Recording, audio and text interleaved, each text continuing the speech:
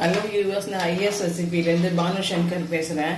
இன்னைக்கு வந்து கடலை மாவு வச்சு ஒரு மைசூர் பாக் பண்ணுறேன். அதை உங்க கூட ஷேர் பண்ணிக்கிறேன். நான் அதுக்கு தேவையான பொருட்கள் என்னன்னு பார்த்துடலாம். இது பாருங்க, பெரிய டம்ளரில் ஒரு டம்ளர் எடுத்திருக்கேன். பெரிய டம்ளரில் ஒரு டம்ளர் கடலை மாவு எடுத்திருக்கேன். இந்த டம்ளருக்கு வந்து மினிமம் 2.5 டம்ளர் சர்க்கரை, மேக்சிமம் 3 டம்ளர் சர்க்கரை போடலாம். நான் வந்து 2க்கும் நடுவில் 2.25 டம்ளர் சர்க்கரை எடுத்துருக்கேன். எடுத்து இதை பாகுக்காக வேண்டி வச்சுருக்கேன். அப்புறம் 1/2 kg நெய் பக்கத்தில் வச்சுருக்கேன். பாருங்க, ஐஎஸ் ரெசிபியோட கீ தான். பாருங்க எப்படி மணலாக எவ்வளோ நல்லா இருக்கு, செம வாசனை. இது ஒரு அக்கேஷனுக்காக வேண்டி இதை பண்ணிட்டு இருக்கேன். கொஞ்சம் கூட குவான்டிட்டி போட்டு. அப்புறம் வந்து ஒரு ட்ரேல வந்து நல்லா நெய் தடவி இந்த மாதிரி ஒரு ப்ரஷ் எடுத்துனா, சிலிக்கான் ப்ரஷ் எடுத்துட்டோன்னா முடிஞ்ச வரைக்கும் கைப்படாமல் நம்ம வந்து பண்ணலாம். இந்த மாதிரி தடவி ரெடியாக வச்சுட்டு அதுக்கப்புறம் இதில் கொட்டிட்டோன்னாக்கா நமக்கு பீஸ் போடுறது வந்து ரொம்ப ஈஸி. இந்த மாதிரி தடவி ரெடியாக வச்சுக்கணும். எப்படியும் இதுக்கு ஒரு 1/2 hour ஆகும் பண்ணுறதுக்கு.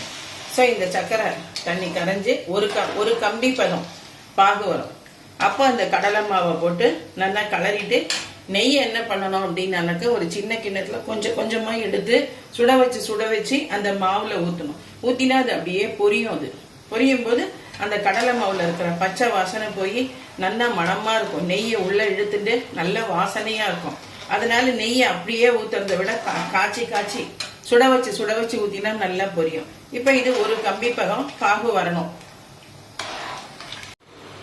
இப்போ பாருங்க, இந்த பாகு பதம் வச்சிருக்கேன். ஒரு கம்பி பாகு. இது எப்படி ஸ்ட்ரெயிட்டா வருது பாருங்க. கீழே சொட்டும் போது பார்த்தீங்கன்னா அது கவனிச்சிடலாக்கா நீங்க வந்து இந்த செயின் மாதிரி அப்படியே நீளக்க தொங்கும். இதை பாருங்க.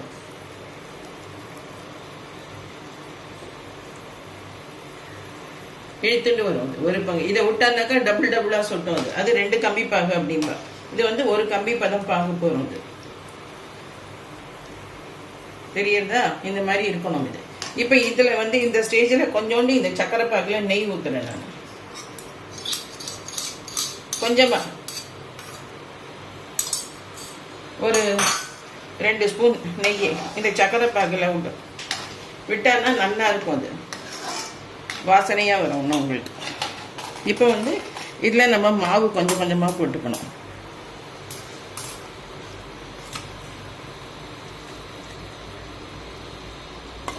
கொஞ்சம் பொறுமையாக பண்ணும். கேஸை வந்து நல்லா சிம்மை ஆக்கிடுங்க. அதுக்கப்புறம் நம்ம டச்சிங் ஃபயரில் வச்சுக்கலாம். இப்படி போட்டுட்டு இப்படி கலரிக்கலாம்.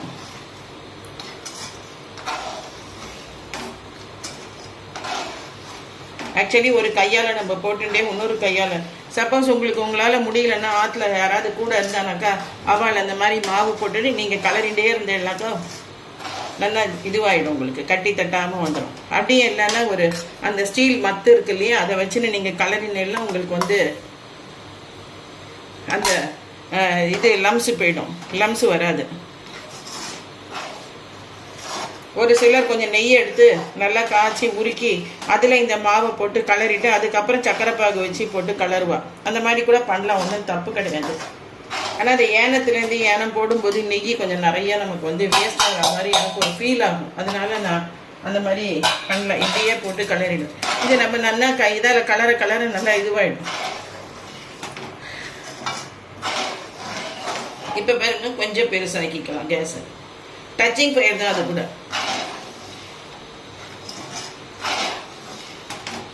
கொஞ்சம் இது கலர்றதுக்கு தான் கை கொஞ்சம் வேணும். ஏன்னா நிறைய நாள் இது கலரணும். நெய்யை வந்து பக்கத்தில் சுட வச்சுட்டே இருக்கணும். சுட வச்சு தான் இதுக்கு ஊற்றணும். அப்படி ஊற்றினா தான் இது நல்லா இருக்கும் மைசூர் பாகு. இதுக்கு குறைஞ்சது இந்த ஒரு டம்ளர் மாவுக்கு குறைஞ்சது மினிமம் 400 grams நெய் ஈஸியாக வேணும். அப்போ கூட நான் வந்து மொத்தத்தையும் ஊற்றாம கொஞ்சமாக தான் ஊற்றுவேன்.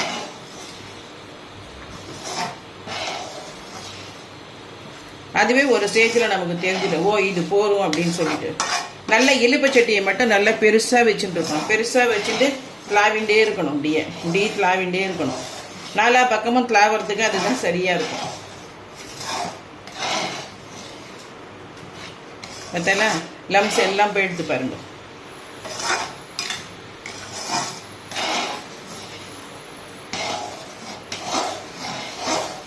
இன்னும் கொஞ்சம் நெஞ்சா இருக்கிறதும் நம்ம இந்த கலர்றதுல போயிடும்.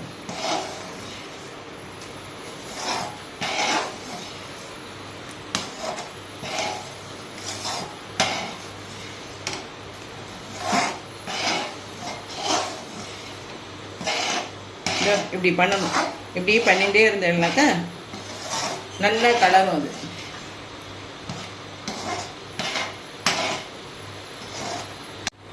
பாருங்க, இப்போ நெய்யை நல்லா உருக்கியிருக்கேன். ஒரு சின்ன வால்டவரை எடுத்துட்டு இருக்கேன். அதில் கொஞ்சம் கொஞ்சமாக நெய் ஒரு 2 கரண்டியா பார்த்தால எப்படி பொரியறது பாருங்க. இந்த மாதிரி பொரியணும்.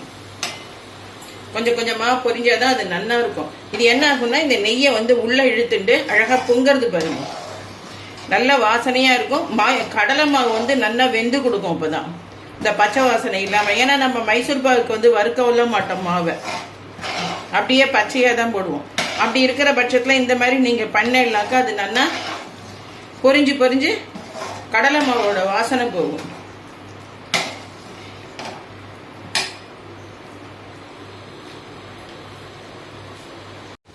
பாருங்க, கலரிண்டே இருக்கணும், கைவிடாம கலரணும். கொஞ்சம் விட்டேன்னா கூட இந்த அடி பிடிச்சிடும் அது.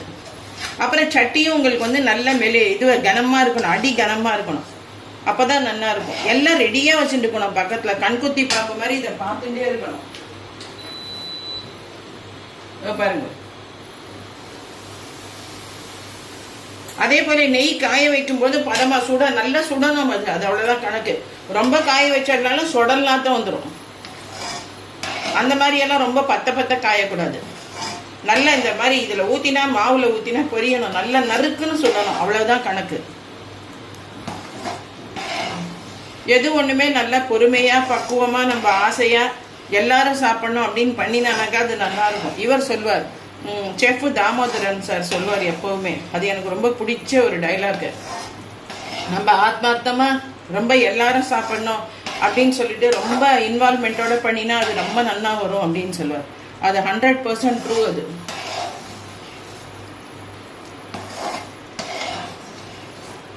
பாருங்க, இன்னும் கலரணும். அது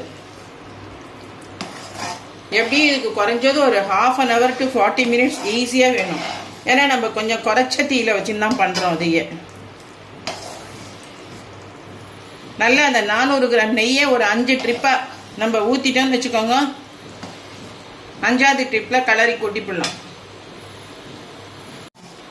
பாருங்க எப்படி நல்லா ஃபைனல் ஸ்டேஜுக்கு வந்துடுது. நல்லா பொங்கிண்டு ஜம்முன்னு வந்துடுது. இப்போ இது என்ன ஆகும்னா சட்டியை விட்டு வந்துடும். அது தானே வந்துடும். நீங்க கொட்டும் போது தானே எல்லாம் கீழே விழுந்துடும், ஒண்ணு கூட இல்லாதக்கு. இப்போ இந்த ஸ்டேஜ்ல பக்கத்துலயே நம்ம நிக்கணும். உங்களுக்கு கூட யாராவது துணைக்கு வேணும்னா கூட வச்சுக்கலாம். ஏன்னா கொட்டும் போது நல்லா சூடு, பாத்திரம் பெருசு, அதனால ஒருத்தர் பக்கத்துல இருந்தானா ரொம்ப நல்லது. இத பாருங்க எப்படி பொங்கிட்டு வருது பாருங்க. இதுதான் கணக்கு பதம். சட்டியை விட்டு இதை பாரு வந்துடும். அது ஓரமெல்லாம் அப்படியே பொறுன்னு வந்துடும். அப்புறம் வந்து இது நடுவில் அப்படியே பால் மாதிரி பொங்கிண்டே இருக்கும். இதாங்க கணக்கு. இதுதான் பதம்.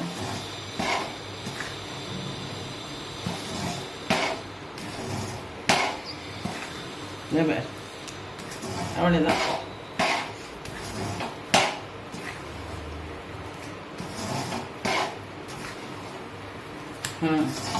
இதை கொட்டிடணுமே, அவ்வளவுதான். இதை அப்படியே தூக்கி சட்டியில கொட்டிடணும். இது ட்ரேல கொட்டிடணும். இது அவ்வளவுதான். பாருங்க எல்லாம் எடுத்துட்டேன். அழகா சட்டியில இருந்து வசாச்சு பாருங்க. இதுதான் பதம். இதை பாருங்க சட்டியில இருந்து எவ்வளவு கிளீனா நீட்டா வந்தது. இதை நம்ம சுரண்டி எடுத்துடலாம். இல்லைன்னா கொஞ்சம் தண்ணியை விட்டு அதை நல்லா சுட வச்சு அதுல துளி பாலை விட்டு பாயசத்துக்கு ஊற்றுற மாதிரி ஊற்றிடலாம். இனிமே இது கொஞ்சம் சூட்லயே நம்ம கோடு போட்டணும். அப்பதான் எடுக்க வரும் அது.